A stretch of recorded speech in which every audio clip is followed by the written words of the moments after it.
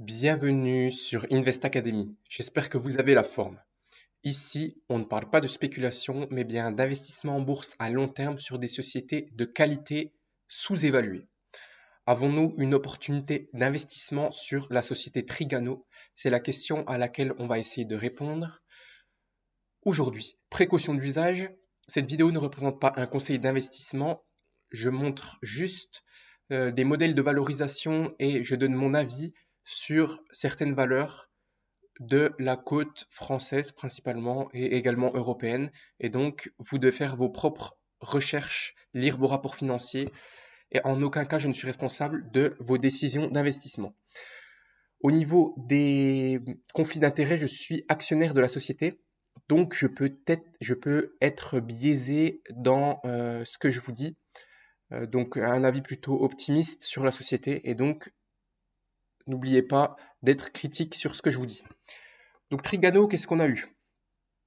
On a eu le 26 juin, donc il y a 2 jours maintenant, au soir, le chiffre d'affaires du troisième trimestre qui est en hausse de 12,3%. Avant toute chose, je voulais vous mettre une petite vidéo de Pépites et Pipo de chez ID Midcaps que j'aime bien. J'aime bien également vous mettre celle d'Indépendance AM. Donc si vous avez regardé ma vidéo sur S2I, vous avez vu que j'aime bien mettre en avant ces gérants que j'apprécie. Pépites et Pipo. Pierre Dinet nous attend chez ID Midcaps. Bonjour Pierre. Bonjour Cédric. Vous nous proposez ce matin de découvrir Trigano, d'en dire un petit peu plus sur ce titre Trigano. On rappelle un petit peu le périmètre du groupe ? Oui, absolument. Alors, Trigano, que vous connaissez très bien sur cette antenne, qui est le leader européen des véhicules de loisirs et notamment des camping-cars, même s'il adresse en une moindre mesure d'autres secteurs comme les caravanes, les remorques et autres équipements d'extérieur. Alors, on a choisi de vous en parler ce matin parce qu'ils ont publié hier leur vente du troisième trimestre d'un exercice qui est décalé, qui se termine fin août. Donc, sur le trimestre, les ventes ont été en hausse de 13% et surtout, elles ont été de quasiment 20% dans les camping-cars. Donc, c'est un niveau de vente qui était globalement en ligne, voire un tout petit peu meilleur que ce qu'on pouvait attendre. Et surtout, un niveau de croissance qui aurait même pu être encore un peu plus important sans les difficultés d'approvisionnement que le groupe a pu rencontrer en Italie en raison de grosses intempéries sur les réseaux ferroviaires là-bas, où le groupe s'approvisionne en châssis. Alors certes, la base de comparaison était pas très exigeante, mais on retient quand même que c'est une publication de très bonne facture chez Identicaps. Du coup, qu'est-ce qu'on peut dire des perspectives qui se dressent maintenant devant Trigano ? Alors, nous, la suite nous paraît toujours extrêmement bien orientée, avec une chaîne d'approvisionnement qui finalement continue de montrer des signes d'amélioration. Ça nous permet d'anticiper une fin d'exercice solide, alors aussi bien sur les ventes que sur les résultats et la génération de cash. Et puis si on va un petit peu plus loin, nous on anticipe une poursuite de la croissance l'an prochain avec des carnets de commandes qui sont encore très solides chez Trigano, qui va pouvoir augmenter sa production et ses livraisons dans les prochains trimestres. Le groupe a également présenté ses nouveaux modèles à l'ensemble de son réseau de distribution après plus de 2 ans sans grande nouveauté, avec le Covid et des carnets de commandes un peu longs qui étaient à purger. Donc voilà, tous ces éléments nous rendent confiants sur la poursuite de la croissance à la fois des ventes et des résultats l'an prochain. Du coup, vous êtes à l'achat ? Du coup, absolument, on regarde tous ces éléments favorables. On est à l'achat sur Trigano, qui fait partie de nos valeurs favorites, avec un objectif de cours à 160. Et puis comme Antoine le présentait juste avant moi, ça baisse ce matin, alors autant en profiter. Une porte d'entrée, donc, a priori, ce matin, sur ce titre Trigano, qui effectivement baisse assez nettement dans un marché qui, lui, essaye de garder la tête hors de l'eau. Merci beaucoup, Pierre Dinet, cet éclairage depuis les Midcaps sur... Voilà, donc les éléments plutôt positifs sur le dossier. Même si la société a raté le consensus, moi, personnellement, je m'en fous un peu du consensus des analystes, parce qu'ils sont là à court terme et nous, on investit à long terme. Sachez que Trigano, c'est une société extrêmement qualitative, même si les marges sont cycliques. L'ancien dirigeant maintenant, qui n'est plus au board, mais qui est au conseil d'administration, c'est François Feuillet. Et franchement, c'est un dirigeant qui a un extrêmement bon track record. Sachez que je fais de plus en plus attention en bourse au track record des dirigeants parce que ça montre la qualité de leur gestion et donc Si on a un management très qualitatif familial, eh ben, on aura forcément à long terme des résultats très qualitatifs et donc un cours qui va forcément s'apprécier très positivement. Je noterai également que le marché ne price pas les nombreuses acquisitions que font Trigano actuellement, notamment dans les distributeurs, et la partie habitat de Beneteau qui devrait faire un peu moins de 10%. Ouais, c'est ça, ça fait 3 milliards. Ça devrait faire entre 5 et 10% du chiffre d'affaires si on l'apporte. Et donc, on a de très nombreuses acquisitions qui vont faire augmenter mécaniquement le chiffre d'affaires. La société génère beaucoup de cash et donc, c'est très positif. On a eu quelques problèmes d'impact d'approvisionnement en Italie et donc c'est ce qui a posé quelques problèmes à la société, mais la publication est encore de très bonne qualité, je trouve. Je ne comprends pas pourquoi tout le monde s'inquiète. Vous voyez ici, on a perdu 5% hier, donc le lendemain de la publication, et on est en très forte baisse. Vous voyez ici les bougies rouges sur zone bourse ici. Si on regarde tout de suite ici sur Trigano, vous voyez que depuis le plus haut à 140, on a perdu presque 10%. Et là, on était vers les 80 en septembre 2023, on a pris quand même un petit 70%, mais bon, la société reste, selon moi, très sous-évaluée. Elle distribue un dividende. On a toujours François Feuillet au board, il y a toujours une possibilité d'OPA, et voilà le track record un peu près incroyable quand même si le cours est cyclique, comme les résultats, comme les marges, on a quand même un très très beau parcours boursier. À ce niveau-là, je voulais vous mettre un petit papier qu'a fait la rédaction de Zone Bourse aujourd'hui,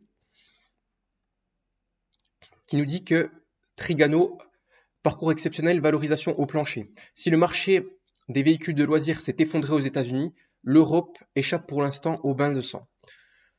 Je voulais expliquer pourquoi le marché américain s'effondre au niveau des véhicules de loisirs, parce que les Américains achètent toutes les choses à crédit et ont un taux d'épargne très faible et les taux sont très hauts, donc ils ont moins de pouvoir d'achat et ils réduisent leurs dépenses. Mais en Europe, on a un très fort taux d'épargne, on a du cash qui dort un peu partout et on a depuis la pandémie une envie très forte de voyage.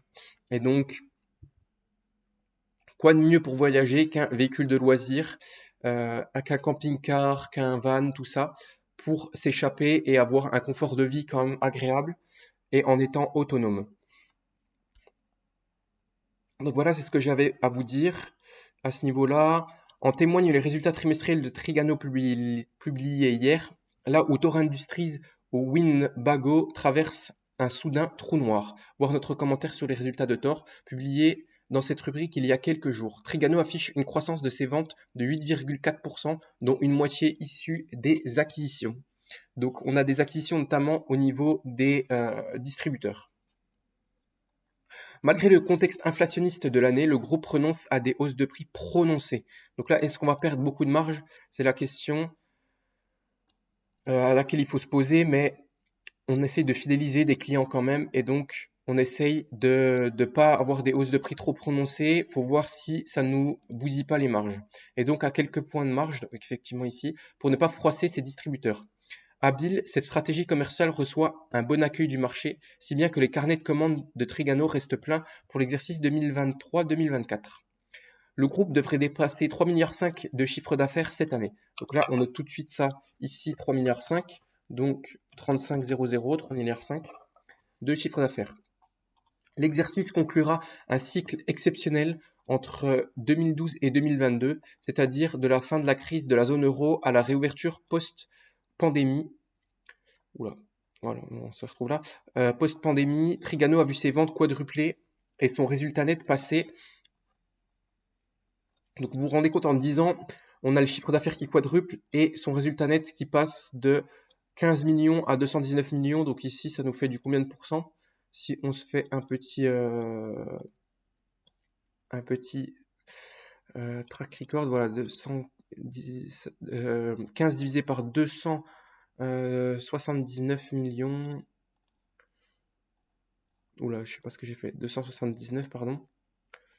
Ici, 279 divisé par 15. On a été multiplié par 18,6 fois, donc le résultat net, c'est tout à fait énorme. le tout en autofinançant entièrement sa croissance. Donc on ne fait pas appel à des levées de capitaux, on utilise le levier à très bon escient, la dette, et donc on n'est jamais surendetté et c'est vraiment très qualitatif à ce niveau-là. Ceci grâce à un modèle d'affaires très peu capitalistique. Donc on dépense très peu de capex apparemment. Sur ce business, c'est vrai qu'une fois qu'on a les usines, tout ça, on est très peu capitalistique. Donc on a besoin de peu de capex. Ici, si on va regarder tout ça, capex,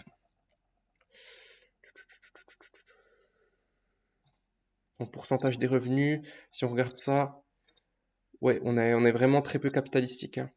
En effet, ces 20 dernières années, depuis 2000, on a besoin de 1,82% de capex. Donc c'est vraiment, en médian, c'est vraiment très peu. Là, on est à 2,56%. Donc on est vraiment sur une entreprise solide qui a besoin de très peu de capitaux pour se développer. On est très rentable, on génère beaucoup de cash, on peut faire des acquisitions et donc c'est très beau. Contrairement à ce que l'on aurait pu supposer, est la capacité d'ajuster son appareil de production à la demande. La fabrication de véhicules de loisirs révèle en effet davantage d'un simple assemblage que d'une activité d'industrie lourde. Relève en effet, pardon. Le groupe peut ainsi naviguer à travers les conjonctures en limitant la casse. Surtout, sa croissance hors du commun découle en large partie d'une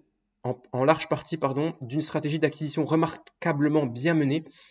Tous secteurs confondus, on peine à trouver des entreprises capables de générer de tels retours sur investissement lorsqu'elles engagent des opérations de M&A, donc Merge and Acquisition.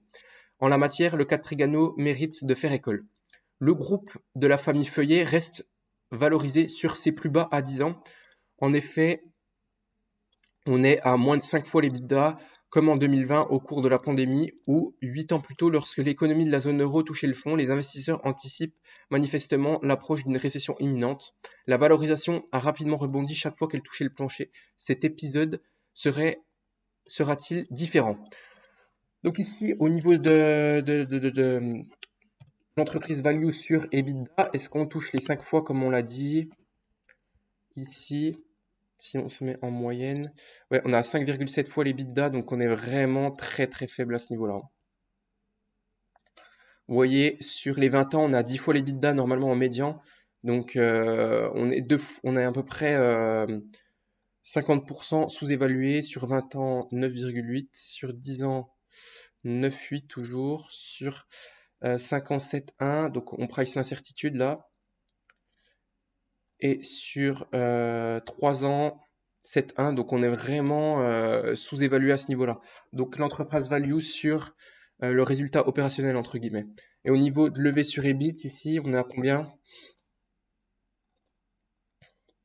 Ici, on a eu à 6, 7, et si on se compare à la moyenne, on est également très sous-évalué. En plus, comme je vous l'ai dit, on ne prend pas en compte l'acquisition si elle se fait de la division Habitat de Beneteau, et donc ça serait selon moi très relutif au niveau synergie des marges, au niveau approvisionnement et au niveau apport dans le chiffre d'affaires.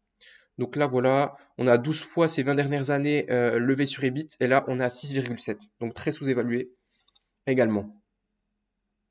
Je voulais revenir là-dessus. Bah là il n'y a trop rien à dire là-dessus, hein. Les camping-cars plus 20% comme on l'a dit. Le chiffre d'affaires à périmètre et taux de change constant affiche une croissance de 12,8%, et au total à fin mai, à périmètre et change constant, en véhicule de loisirs, on est à 15,6, et en équipement de loisirs, on est à moins 17,6. Bon, la véhicule de loisirs, c'est moins significatif, et donc là, on est à 12,8. Et ce qu'ils nous ont dit là, affiche une croissance des ventes de 8,4%, dont une moitié issue des acquisitions. Je comprends pas ce qu'ils me disent, moi. Ah, peut-être en organique, ils parlent? Ouais. Ils parlent en organique, sûrement, puisqu'on est à 12%. Ici, en organique, on a combien? Je comprends pas pourquoi ils nous parlent comme ça. Je comprends pas pourquoi ils nous ont mis 8%, en fait. Effet périmètre. Il y a très peu d'effets périmètre. Je comprends pas la publication de zone bourse sur Trigano, là, moi. parce que là, on a un effet périmètre qui est très faible, hein. On a un effet périmètre de 0,1% et un effet de change de moins 0,5%. Donc, on a une croissance de 12,8%. Je ne comprends pas pourquoi ils nous mettent 8%. Donc, la caravane, on a progressé grâce à l'augmentation des tarifs et un mix volume favorable. Ici, l'amélioration progressive des réceptions en base roulante a permis l'augmentation de la production de camping-cars sur le trimestre voisine de 15%. Le niveau de vente à périmètre et taux de change constant affiche une progression de 19,8%. Donc là, ici, les ventes d'accessoires également, on est à plus 4,2% à périmètre et taux de change constant. On a renoué avec la croissance après un semestre marqué par les déstockages des distributeurs. Équipement de loisirs, on est en baisse de 18,3%. Activité équipement, ça pèse très peu, donc on va très peu s'intéresser là-dessus. Ouais, ça compte très peu dans le résultat, hein. En effet, on a que la baisse des ventes des remorques encore affectées par les opérations de déstockage, on a moins 15,9%. Les équipements de jardin, on est en recul de 17,2%. Les ventes de matériel de camping, 0%, donc on est à l'équilibre. Et donc là, c'est ce qui est intéressant à ce niveau-là, hein. Donc, normalisation progressive des livraisons de base roulante pour camping-car devrait se poursuivre dans les prochains mois en dépit de l'encombrement des centres logistiques ferroviaires, maritimes et routiers dû, entre autres facteurs, à des manques de personnel et aux dégâts causés aux infrastructures ferroviaires par les récentes intempéries qui ont touché le centre de l'Italie. Donc là, comme l'a dit l'analyse de ID Midcaps, donc il y a sûrement des usines donc de Stellantis, parce que Trigano se fournit en châssis de Stellantis, et donc en Italie, on a dû avoir des soucis. Donc à ce niveau-là, voilà, c'est la saison de livraison, les gens ont envie de leur camping-car pour partir l'été, et donc voilà, on est vraiment très encombré, et en plus on a eu des soucis en Italie. Donc franchement, ça va se décongestionner selon moi. Les efforts de Trigano pour contenir les évolutions de ses tarifs et pour proposer des nouveaux produits encore plus compétitifs ont été particulièrement appréciés par les distributeurs à l'occasion des réunions de présentation de nouvelles gammes de camping-cars et de caravanes qui se sont tenues au cours des dernières semaines. Ainsi, je vais vous grandir ça, à l'issue des dernières présentations devant se tenir début juillet, Trigano disposera d'un haut niveau de carnet de commandes lui donnant une bonne visibilité sur son activité pour l'exercice 2023-2024. Trigano est donc particulièrement confiant dans sa capacité à poursuivre la montée en puissance de son outil de production et à améliorer encore ses résultats sur le court et moyen terme. Donc si on arrive à augmenter la cadence de production sur nos usines, on va avoir des effets très relatifs au niveau des marges, parce que plus on fait de volume, mieux c'est. Et en fait, on est rentré en négociation pour l'acquisition de 70% du capital de la société ADS Loisirs, qui représentera un chiffre d'affaires de 32 millions d'euros en 2022. Et donc, pour la part Trigano, vu qu'on vend des camping-cars Trigano là-bas, ça sera de 25 millions d'euros. Cette opération s'inscrit pleinement dans la stratégie de développement par croissance externe de Trigano. L'intégration d'ADS Loisirs permettrait de compléter le maillage territorial du réseau Libertium qui comporte déjà une cinquantaine de ventes en France, cinquantaine de points de vente en France, pardon. Ouais, ils ont oublié le mot point de vente ici. Qu'est-ce que je voulais vous mettre ici? Calendrier prévisionnel. Je voulais vous mettre un peu l'impact de l'acquisition de la partie habitat de Beneteau. Si on arrive à l'acquérir ici, qu'est-ce qu'on a? Est-ce qu'on a des infos là-dessus?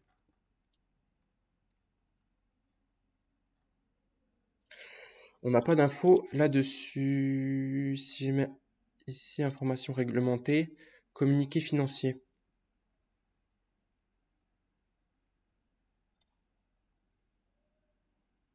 On n'a rien d'autre ici. Je vais vous mettre ça, hein. Acquisition Trigano Beneteau. Voilà.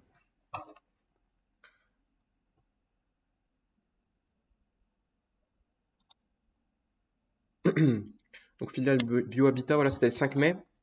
Et donc ici, qu'est-ce qu'on a? On aurait quand même 257 millions d'euros de chiffre d'affaires. Donc franchement, c'est presque 10% du chiffre d'affaires de Trigano. Donc là, ça serait vraiment très très beau si on arrive à acquérir cette filiale. Au niveau de la part de capital de François Feuillet, je voulais vous montrer ça.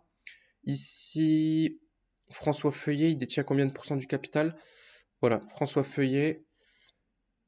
En tout, on détient un peu plus de donc 10%, plus de 57% du capital. Donc c'est assez énorme à ce niveau-là. Voilà tout. Et au niveau du ROCE, on va tout de suite aller voir ça. Et ensuite, on passera à l'évaluation quantitative. Gourou, je vais le mettre là, Gourou. On a un ROCE très très élevé là-dessus, hein. On est très très rentable. On est très très bien géré chez Trigano quand même. Et là, si on se place ici, Trigano, c'est vraiment magnifique ce qu'on va voir. Donc là, on a plusieurs leviers, hein. On a un carnet de commandes qui est gros, on a des acquisitions, on distribue du dividende, on a potentiellement une sortie de François Feuillet au capital, donc une OPA, ça peut être vraiment magnifique, hein. Donc Rocher, on est quand même à 21%, donc c'est énorme. 21%, c'est énorme ici. Rocher, si on se passe ici, 21%, c'est énorme. Cours sur cash flow, je vais pas vous le mettre. Et voilà. Donc là, on était très très bon. Qu'est-ce que je voulais vous montrer également? Ouais, c'était tout, hein. Ici, ouais, le track record semestriel par activité. Vous voyez, depuis 2014, une très très belle augmentation du chiffre d'affaires. Et là, c'est vraiment beau. À ce niveau-là, résultat opérationnel courant. Ouais, les marges qui sont un peu effritées au S1, mais bon, 10,8% pour ce type de business, c'est encore très très convenable. On essaye de faire du volume, quitte à sacrifier un peu les marges actuellement. Trésorerie nette, on a quand même 138 millions d'euros de trésorerie nette, donc je vais le noter ici. On a comme 138 millions de trésorerie nette pour faire des acquisitions, distribuer du dividende, donc c'est très très bon. Et là, ici, on distribue deux dividendes de 1,75 euros par action, donc c'est vraiment beau. À ce niveau-là, je voulais regarder les carnets de commandes, donc si on va sur Tor ici, et Knostabert, ils publient en fait leur backlog, leur carnet de commandes, donc on peut voir à peu près à combien est le carnet de commandes de Trigano. Donc ce qui est intéressant, ici Tor Industries, investisseur, il veut pas me sortir ça. Donc ici au niveau de, je vous avais déjà montré au niveau de Knostabert, on a quand même un carnet de commandes ici, voilà, order backlog, on a quand même un carnet de commandes de l'ordre de 1,1 milliard d'euros. Donc c'est assez intéressant. Ici, ouais, on a un backlog de 1,1 milliard d'euros, donc c'est assez bon. Voilà. 1,3 milliard d'euros à fin décembre 2022. Donc on est vraiment très bon. On a quand même des carnets de commandes qui s'effritent un petit peu, mais pas trop. Ici, vous voyez. Et au niveau de Tor Industries, on regarde les carnets de commandes de Immer pour voir si on a du beau carnet de commandes. Et là, du coup, on se place ici. Et là, vous voyez qu'on a du backlog. Donc, European, c'est tout à fait ce qu'on a ici. On fait seulement, on fait 800 millions d'euros de chiffre d'affaires par trimestre ici. Donc, qu'est-ce qu'on fait chez Trigano? Ouais, on est quand même leader, on fait 1 milliard, pendant que Immer, c'est le numéro 2, on fait 870 millions de chiffre d'affaires. Donc là, on a des carnets de commandes de l'ordre de 3 milliards 4 chez Immer, donc c'est énorme. On peut se dire qu'on peut avoir un backlog très confortable, donc un carnet de commandes chez Trigano très confortable pour l'année prochaine. Ici, est-ce qu'on a les parts de marché ici? Non. Ah si, on les a là. Donc là, on dit on est numéro 2 avec 19% des parts de marché. Donc Trigano est le top 1 en recreational véhicule en Europe. Donc là, c'est très très beau, on peut voir les parts de marché. Et donc, c'est beau. C'est vraiment beau ici. À ce niveau-là, qu'est-ce qu'on peut voir? Full comparison new Registration véhicule. Ok. Donc là, on peut voir au premier trimestre les immatriculations. Donc on est en baisse de 6,9% ici.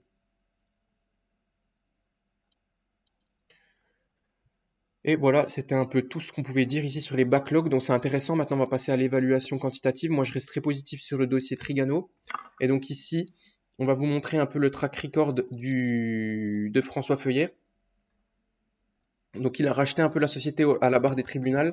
Donc je vais vous mettre la vidéo ici. Donc là, si on part en année financière pleine. Si vous voulez voir une très très belle vidéo, vous allez voir sur YouTube Finance Academy. Donc c'est Philippe qui fait des vidéos très très qualitatives. Et donc il a parlé avec un de ses amis de Trigano. Il parlait également de la partie, comment ça s'appelle? De la partie Beneteau qui a été rachetée là. La partie Habitat de Beneteau qui ne voulait pas vendre et que finalement ils vont vendre. Donc ici, c'est cette vidéo-là qui est très très qualitative ici. Et donc on parle de plein de choses au niveau quantitatif et qualitatif de Trigano. Et il nous montre que c'est une société très intéressante ici. Donc voilà pour le petit coup d'œil à Philippe que je commence à apprécier, particulièrement parce qu'il est très sympathique. On s'est parlé récemment. Et donc voilà, je voulais lui faire un petit coup d'œil. Sa vidéo est très qualitative. Et donc, allez voir ceci. Moi, je vous fais des updates un peu plus récents à ce niveau-là. Donc vous voyez que si on se met depuis 97, on était à 220 millions d'euros de chiffre d'affaires là en 97. Et là, bien sûr, on est à 3 milliards. On va être à 3 milliards 5 normalement. Et donc, vous voyez, on a souffert en 2008. On a un peu souffert en 2020 et là depuis 2 ans on explose. Hein. Depuis 2 ans on explose, c'est beau. Et donc c'est quand même très très qualitatif à ce niveau-là. Donc là on a mis le revenu total. On veut les net income et les free cash flow pour voir si ça va dans le même sens. La société génère de très beaux free cash flow. Pourquoi? Parce qu'elle ne peut plus réinvestir franchement dans son outil de production ici. Parce que, elle a réinvesti dans son outil de production, mais elle peut plus racheter de concurrence sur le secteur camping-car parce que il y a les autorités de la concurrence qui refusent qu'elle prenne trop de parts de marché. Donc là, vous voyez, globalement, ça va dans le même sens. Et donc, on est vraiment sur quelque chose de très qualitatif ici. Est-ce qu'on a fait des gros rachats ici qui peuvent impacter les free cash flow, cash acquisition, voilà. Et là, on a fait quand même un petit rachat ici, 200 millions d'euros en... Qu'est-ce qu'on a acheté à ce niveau-là, là? On achète les distributeurs. Donc ça nous pèse 100 millions d'euros actuellement, là. C'est pour ça qu'on a une baisse franche des free cash flow ici. Même si on remonte petit à petit, on a de la trésorerie nette. Voilà tout ce qu'on pouvait dire ici. Au niveau de la net income margin, ici, on a 6,86. Si on se met en médiane, ici, on sera plutôt à 4,80. Donc, je pense que ça peut quand même continuer ici. 5,10 sur ces 20 dernières années, 7,18 sur ces 10 dernières années. On va faire un entre-deux, on va prendre 6% de marge nette. Pour être conservateur, même si on était descendu très bas ici en 2009, on avait beaucoup souffert. Et là, on était à 1%. Mais là, la conjoncture, elle semble pas fortement impacter les résultats. Donc moi, je vais prendre 6% de marge nette. On prend la moyenne sur période, longue période. Allez, je vais prendre 5,10. On prend la marge de ces 20 dernières années. Vraiment pour être conservateur, 5,10. Price earning, très faible sur ce type de business. Les investisseurs n'aiment pas ça, mais parce que c'est cyclique. Et donc ici, si on se place sur les price earning, la société, elle pourrait changer à des price earning de 13 selon moi, je pense. 12-13, c'est quand même pas mal. Là, si on se place ici, ouais, 14 sur les 20 dernières années quand même. Hein. 16 même, depuis que c'est coté, on était monté, ouais. Wow, on était monté à 157, c'est aberrant. Donc sur les 20 dernières années, moi je vais être conservateur également, je vais prendre 13 fois les bénéfices. 13 fois les bénéfices pour sous-évaluer un peu l'action, même si je pense qu'elle peut monter à 15-16 fois les bénéfices si c'est bien géré et que le cycle est bon. À ce niveau-là, on continue avec le nombre d'actions. Voilà. 19 millions 13, c'est en diminution, c'est ce qu'on aime. Voilà. Ça diminue tranquillement, 19-13. Donc, au niveau du nombre d'actions, on n'est pas sur un red flag. 19-13, ici. Et dette nette, c'est ce que je vous ai mis. Dividend yield, on est à quoi? On est à 2,76. Donc, on distribue quand même du dividende, c'est pas mal, hein. 2,76. Et on a un dividende de 3. On distribue 1,75. On a 3,50 de dividende par an. Pour l'instant. C'est quand même pas mal. Et au niveau du net income yield, sur le dernier exercice, ici, si on se place au niveau des net income en année financière pleine, on est à 278,41 divisé par la market cap actuelle. On est à combien? Si je me place sur le Trigano ici. Ce que j'aime bien, c'est qu'on peut voir les cours en direct sur la CAPI en direct sur Yahoo Finance. Allez, on a 2 milliards 500 millions. Donc voilà, divisé par 2 milliards 500 millions. On a 11,1% de rendement des free cash flow. Donc c'est vraiment des net income. Donc c'est vraiment très très bon, hein. Donc à partir de 8 sur une société de qualité, on est très très bon. Et là, 11,1. Je suis bête. Et là, franchement, on a une marge de sécurité. On achète un bon business qui génère de la trésorerie, qui investit rentablement. Donc 21% de ROCE, c'est énorme pour ce type de business. Et donc c'est vraiment très beau. Moi, je pense que c'est une opportunité d'investissement. On va confirmer ça à 13 fois les bénéfices. On va faire nos petits calculs, hein. 3,5 milliards fois la marge nette qui est de 5,1% fois 13 fois les bénéfices. On a du cash net, on le rajoute, 138 millions. On divise tout ça par le nombre d'actions, 19,13. Oula, j'ai skippé, bien sûr. Voilà, hop. On tombe à 128 € l'action en étant conservateur avec des marges de 5%. Donc, c'est vraiment une opportunité au cours actuel. Donc là, je vous ai pris en prenant des marges sur 20 ans, en prenant les cycles du marché, une moyenne, la médiane des cycles du marché. Et donc, on est sous-évalué. Mais si je vous prends 6%, comme ça pourrait l'être cette année. Donc là, si je prends PER de 13 avec des marges j'ai pris des marges combien? De 5,1. 5% de marge nette. Franchement, là, on a une belle marge de sécurité sur le dossier, hein. On serait à combien? On a dit, voilà, on sera à 128,5. Donc là, avec une marge de sécurité, vous êtes très très bon. Mais si on prend PER de 13 avec 6% de marge, comme c'est actuellement à 7%, je pense que cet objectif, je suis assez prévenant là-dessus. Donc là, on reprend directement ça. On fait 3,5 milliards fois 0,06 fois 13 fois les bénéfices. Donc je suis conservateur également sur les ratios de valorisation de price earning. On rajoute le cash qui est de 138. On divise tout ça par 19,13 et on tombe à 150 € l'action. Donc franchement, voilà, 150 € l'action, ça représente un upside potentiel à l'heure actuelle de 126,3. Ça représente un upside de 18%, 18,7%. Donc c'est très très bon à ce niveau-là. Donc là, ça fait plus 18,7%. Donc moi, je suis très conservateur dans ma truc, hein. Parce que là, si vous prenez ce qu'il nous disait, 160 €, le mec de ID Midcaps, je sais plus comment il s'appelle, divisé par 126,3. Pour l'année en cours, on aurait un potentiel upside de 26%. Donc franchement là, vous prenez pas beaucoup de risques, c'est toujours bien géré. Même si François Feuillet n'est plus aux manettes, il gère la société puisqu'il a une part importante au capital, donc au conseil d'administration et au niveau des droits de vote, il est très important à ce niveau-là. Et donc, selon moi, ça représente une belle opportunité d'investissement Trigano. On a le rachat qui va se faire des distributeurs et de la partie habitat de Beneteau. Et selon moi, ça va être très très relutif à ce niveau-là. Ça va être très très bon pour nous, les actionnaires individuels. On est aligné, le management est aligné sur les petits minoritaires parce que c'est une gestion familiale. Et voilà, si vous voulez rentrer sur le titre, on est à un cours pas trop mal actuellement. Même si ce n'est pas un conseil d'investissement. Voilà tout. Je vous dis à très bientôt. C'était Invest Academy. N'oubliez pas d'activer la cloche de notification, de vous abonner et de commenter la vidéo si ça vous a plu, même de partager la vidéo si ça vous a plu. Et je vous dis à très bientôt. Ciao, ciao.